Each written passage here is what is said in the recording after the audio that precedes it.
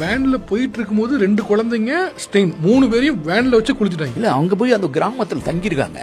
மனோகர்பூர்னு ஒரு கிராமம். அவங்க போன இடத்துல வந்து ஒரு அவங்க கூட்டு பிரார்த்தனை எல்லாம் பண்ணுவார்ல, அவர் ஒரு கிறிஸ்தவ பாதிரியார். இந்த லெப்ரஸிக்கும் அவர் தான் தொண்டு பண்ணாரு. அங்கெல்லாம் யாரும் தலை வச்சு கூட படுத்துக்க முடியாது. அவங்க அந்த இடத்துக்குலாம் எப்படி தான் போனாங்கன்ட்டு.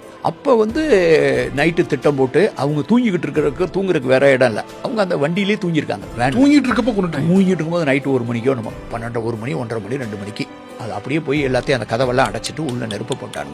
நான் போய் நான் போகும்போதுலாம் டெட் பாடிலாம் நான் கையில் பார்க்கும்போது என் மைண்ட்லேயே இந்த பையன் தான் அந்த பெரிய பையனா, இந்த பையன் தான் சின்ன பையனா, அவர் பெரிய பாடி பார்த்தோன்னு தெரியுது அவருன்னு, இந்த பையனை அந்த பையனை அந்த மண்டவோடு நீல அளவு வச்சு நானாக ஒரு முடிவு கெஸ் பண்ணுறேன். அப்புறம் அதெல்லாம் எடுத்து அதுக்கு ஒரு சின்ன காஃபின் இது ஒரு தற்காலிகமாக சவப்பெட்டிலாம் தயாரித்து ரொம்ப நாள் நானும் என் மனைவியும் போய் அவங்க வீட்டில் போய் அப்படியே கண்ணெல்லாம் கலங்கி நான் ஒரு மாவட்ட கலெக்டராக இருக்கேன், ஆனால் மனுஷன் தானே, ஆனால் எனக்கு பெரிய இந்த நாட்டில் நம்ம நாட்டில் இப்படி நடந்துருச்சு அப்படின்னு சொல்லிட்டு எனக்கு அழுகையாக வருது. அவங்க வந்து எங்களுக்கு ஆறுதல் சொல்கிறாங்க, எங்களை வருத்தப்படாதீங்க, நான் அவங்கள மன்னிச்சிட்டேன்னு சொன்னாங்க.